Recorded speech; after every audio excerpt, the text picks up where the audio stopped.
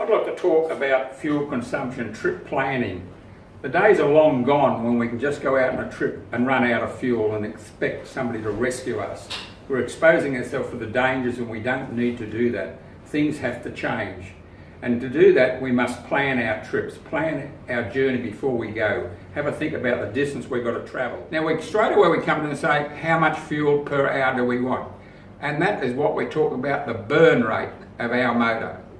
What I want you to do is not look up manufacturer specifications and get all complicated with varying degrees of accuracy in any case. I just want you to get your boat, fill it right up to the brim with fuel, take it boating, say for 2 hours, drive that boat the way you drive, not the way somebody else tells you to drive, but the way you drive that boat. If you're a bit lead-footed, so be it, but drive it your way. Come back after 2 hours, top it up again. And how much fuel do you take? Let's say 60 litres. That means you have a burn rate of 30 litres per hour.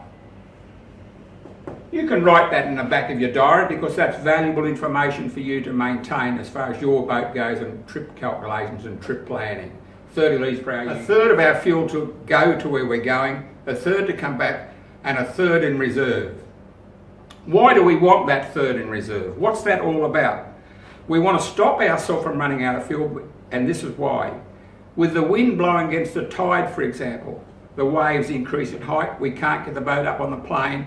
The boat is now operating in semi-displacement mode, using a lot more fuel. That 30% has got to carry that.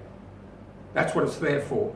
You might have went over last week and used so much fuel, and you had 3 people in your boat. You go this week, and lo and behold, you've still got 3 people, but they're heavier people. They're a lot more weight in your boat. You will use more fuel. That 30% margin is to cover those contingencies. That's what that's about.